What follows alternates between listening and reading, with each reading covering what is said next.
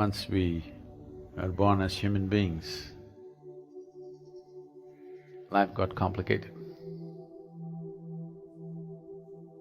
If we had come here like any other creature on the planet, stomach full, life settled. Once we come as human beings, stomach empty, only one problem. Stomach full, 100 problems. Because what we refer to as human really begins only after survival is taken care of.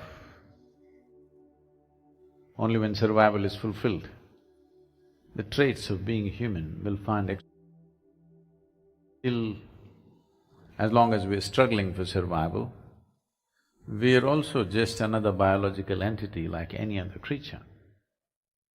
So what does it mean to be human? What is the significance? Because every other creature can fulfill almost everything that most human beings are doing without so much fuss.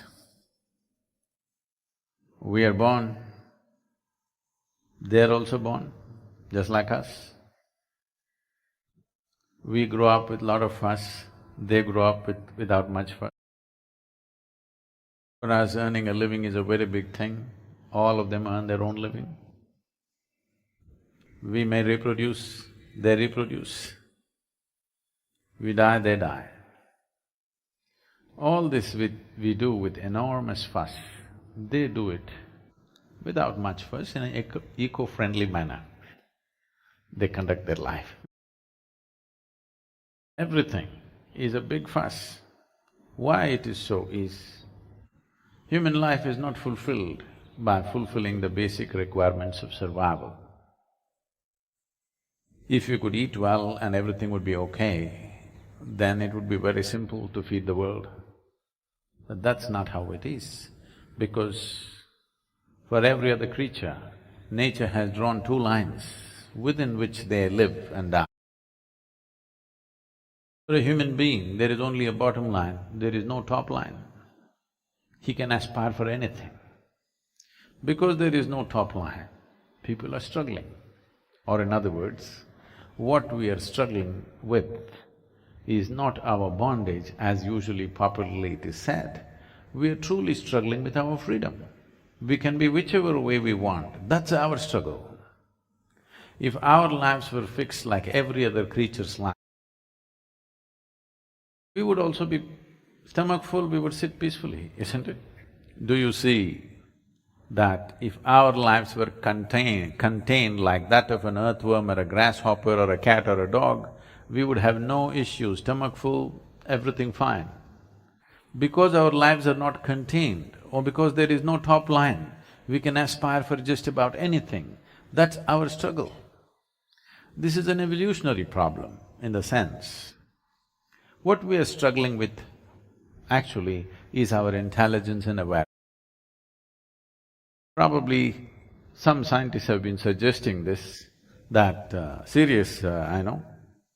so-called serious scientists who suggested this was appalling and shocking that they actually suggested this. They said, when a child is born, if we do a small brain surgery, we can take away most of the crime on the planet, everybody would be peaceful. Actually, if you take away half the brain, nobody would be unhappy. You could feed them with a tube and everybody would sit here peacefully. You won't need any yoga, meditation, nothing, if you remove half the brain. If you take away the possibilities, the problems will go away, everybody knows that, yes? If you keep all the possibilities open and still you are not a problem, that's a wonderful way to be. No possibilities, no problems, that's not life, that's death. So, what is this solution for the human predicament? Because no matter what happens, seems to be unfulfilled. Right now, living in this town, whatever aspirations you have, the moment it is fulfilled, you have a next aspiration, isn't it so? No matter where you are in your life, whether you are the king of this town or you're down there, you want something to happen in your life. If that happens, you want the next thing to happen. If that happens, you want the next thing to happen. So why are you going in installments like this? Suppose I make you the king or queen of this planet. Don't look at me hopefully. Will I commit such a blunder?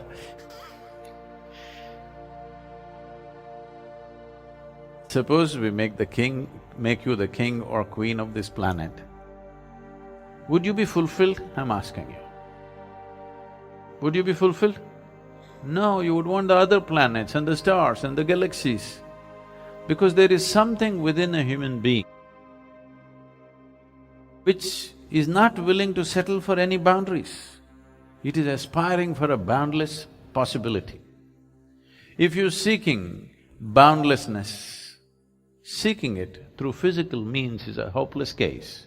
Your aspiration is fantastic because if you really look at it, sitting here, if you really look at it, suppose right now you become the king of this planet, you were not satisfied, we made you the king of the solar system, not satisfied, we made you the king of the universe, not satisfied. If you really look at this, what you're aspiring for is infinite nature. Your aspiration is fantastic, but the means is miserable in the sense.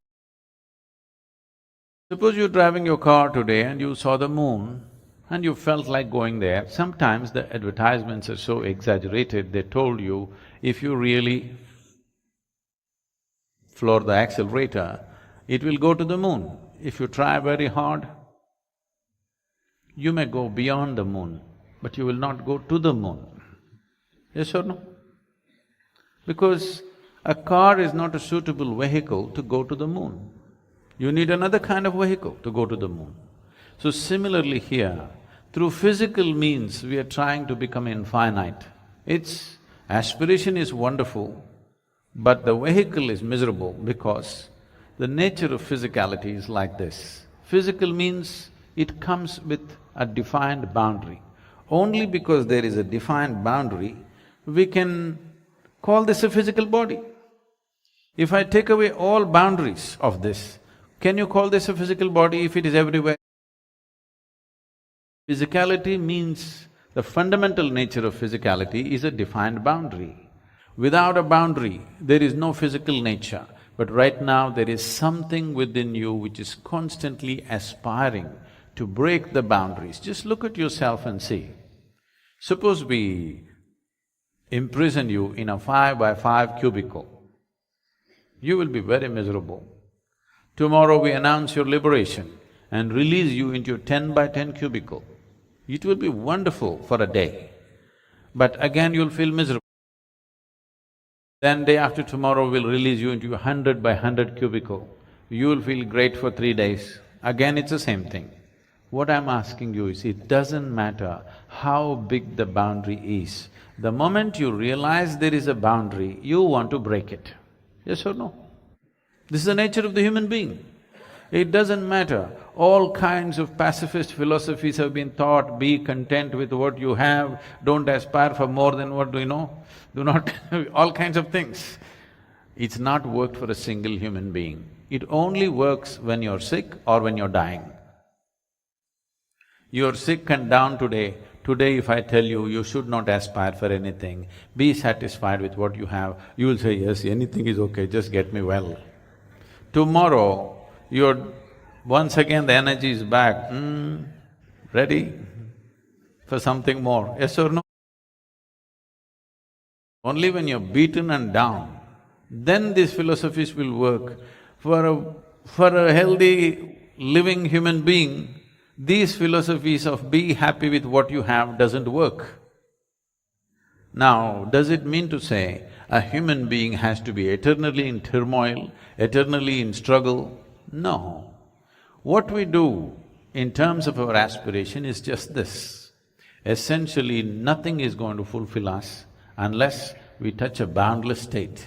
And boundlessness is not going to happen within the limitations of the physical. When I say within the limitations of the physical, right now your whole experience of life is limited to the physical. See, your experience of life right now is happening because you can see, you can hear, you can smell, you can taste and you can touch. This is the only way you know that you're here, isn't it? It is through five sense organs that you're experiencing everything. These five sense organs cannot perceive anything other than physical. You can only see the physical, you can only hear the physical, you can only smell, taste and touch the physical. That which is not physical is not within the ambit of these five sense organs. So if you do not transcend the five senses, there is no possibility of experiencing anything beyond physicality. If you do not experience anything beyond physicality, this longing of wanting to be something more endlessly going on, you are not looking for more, you are looking for all, and all is not possible through physical means.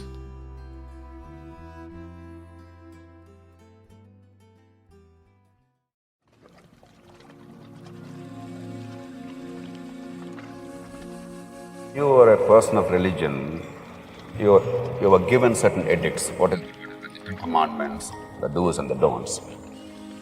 But in ordinary life, for most people, particularly in the public domain, to distinguish between good and bad seems to be increasingly difficult. I've always held that there are two realms, the individual gain, and the second is the public good. If one is clashing with the other, if my personal gain is clashing with the public good, then that is something bad. If both are in harmony, then that is something good. That seems to me to be a workable definition of what is good and bad for ordinary interaction between the citizen or individual and the community and the society. What are your thoughts on that? See, once you start a debate as to what is good and what is bad, actually in reality, this debate can go on forever without coming to a conclusion. Obviously, you have debated this within yourself and around yourself for many years and still there's no conclusion. And believe me, people have been debating this for thousands of years and still there is no conclusion. Why this is so is, generally, this starts from within the family, that is, people who have the authority within the family. If you really carefully look at it, essentially it boils down to this: what I do is good, what you do is bad. That extends to the society, to politics, to various things.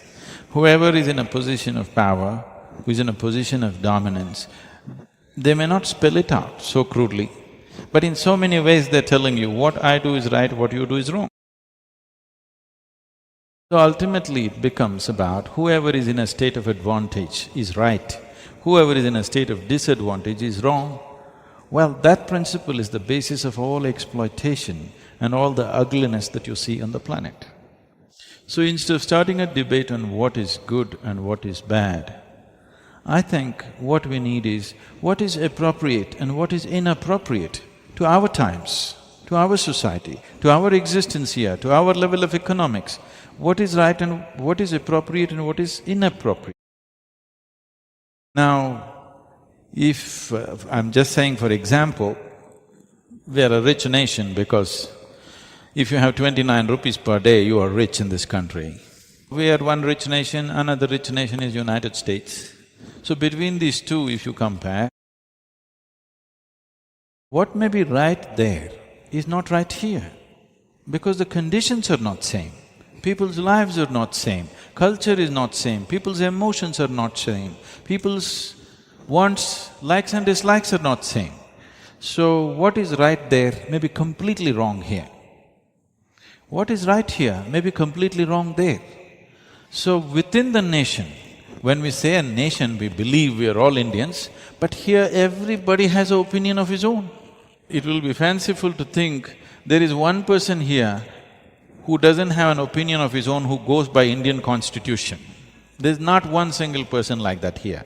Everybody has their own opinion, their own twist of what is right and wrong, isn't it? 1.2 billion people, every one of them has their own opinions. Two people cannot agree as to what's right and wrong. So instead of looking at right and wrong, if we start looking at what is appropriate, okay, these are our conditions, this is our life, what is the most appropriate thing to do right now? Tomorrow if our conditions change, the appropriateness changes, then there will be no clashes. Constantly the clash between the previous generation and this generation, between one human being and the other human being is, your ideas of right and his ideas of right are so different. Parents and children are fighting, administration and people are fighting, management and union is fighting, simply because your ideas of good and bad are very different and it's always different. Within the family, between the husband and the wife, basic unit of the family, their ideas of right and wrong are very different. So once you enter that space, you are entering into an endless controversy, no possibility of a solution. But if you look at appropriateness of action, then we can arrive at what is the appropriate thing to do in our society, for our conditions, for our limitations.